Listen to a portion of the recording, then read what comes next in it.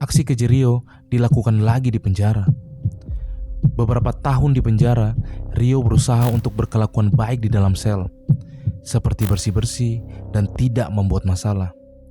Tapi, walaupun Rio sudah berkelakuan baik di penjara, itu tidak berpengaruh oleh putusan hakim di pengadilan Purwokerto.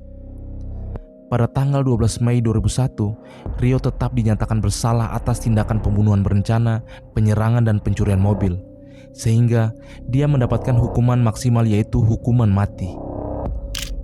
Pada saat persidangan, Rio mengatakan menyesali perbuatannya dan bertekad untuk bertaubat.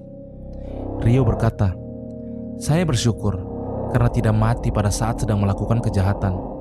Tapi saya mati dalam menjalani hukuman yang memang harus saya terima, dan saya mati dalam proses pertaubatan." Selama menunggu eksekusi, Rio mendekam di LP Kedung Pane, Semarang. Lalu dipindah ke Nusa Kambangan, Cilacap pada Agustus 2004. Dan selama menunggu eksekusi, pihak pengacara Rio berusaha mengajukan banding agar Rio tidak dihukum mati. Karena menurut pengacaranya, Rio ini anak yang pendiam, tapi temperamennya tinggi dan cepat tersinggung, menurut keterangan pengacaranya.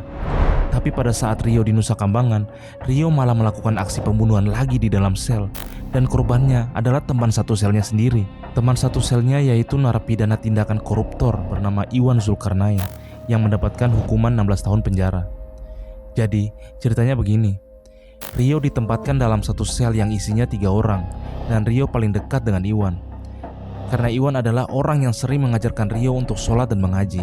Tapi, pada hari Senin di tanggal 2 Mei 2005, di ulang tahun Rio yang ke-30 tahun, Rio tersinggung dengan perkataan Iwan.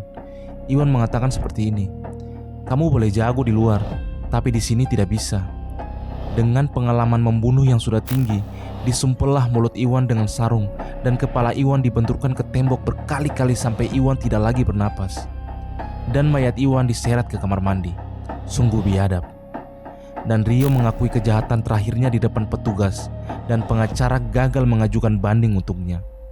Dan pada akhirnya pada tanggal 8 Agustus 2008, hari Jumat pagi-pagi, Rio dieksekusi mati di Karangtengah, Cilongok, Jawa Tengah.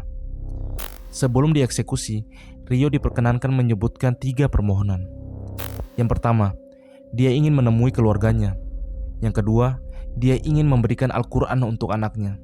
Dan yang terakhir, dia meminta maaf kepada semua korban atas kejahatannya.